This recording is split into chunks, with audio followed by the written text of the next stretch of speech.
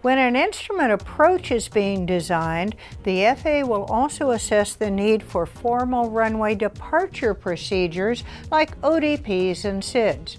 But if an aircraft can turn in any direction from the runway within what's called the departure assessment area, which is 25 nautical miles from the runway in non-mountainous terrain and 46 nautical miles in mountainous areas, and have at least 1,000 feet of obstacle clearance in non-mountainous terrain or 2,000 feet in mountainous areas, the runway passes what's called a diverse departure assessment.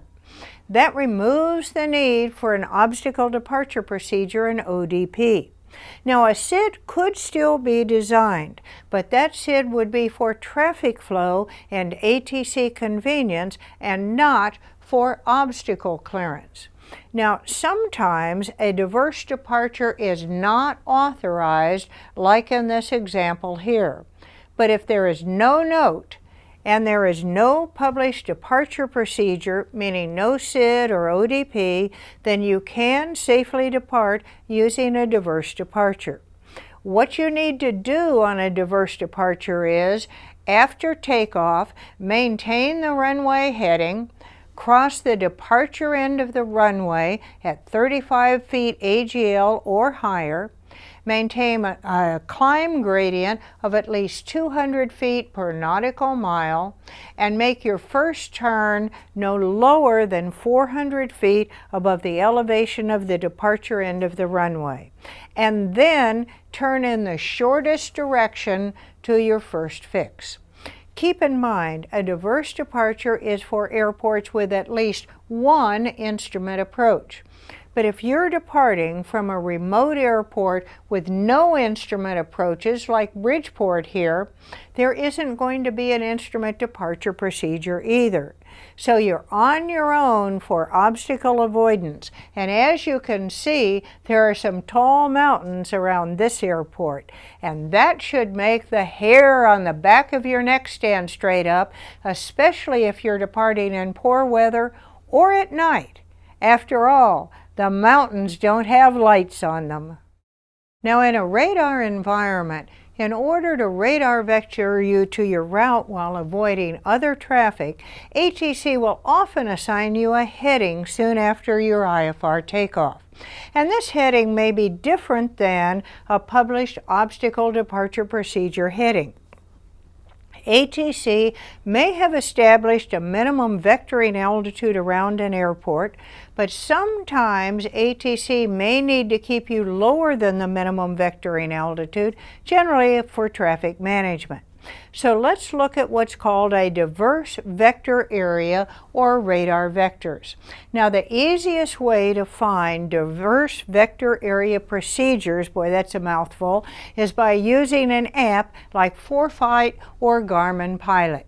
Exactly where you find the information will be different from app to app, but you can see here that for this app, under Procedures and then Airport Information is the Diverse Vector Area Procedure. Now you just need to select that here and the app will load the information about the procedure.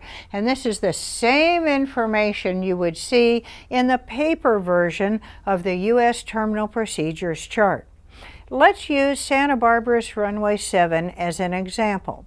And first, let's review the ODP for runway 7 for a comparison.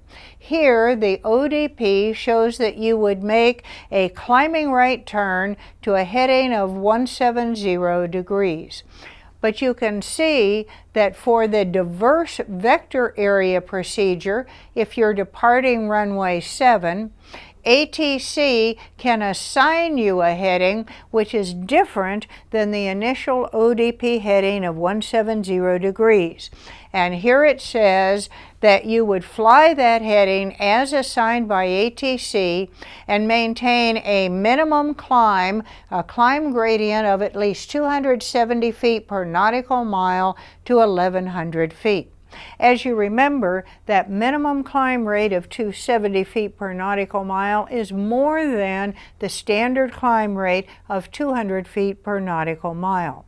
Now, the 270 feet per nautical mile is to 1,100 feet MSL, and afterward the standard 200 feet per nautical mile applies. Now let's talk briefly about one more type of departure, and that is the VCOA, or Visual Climb Over Airport. That's often another option for IFR departures.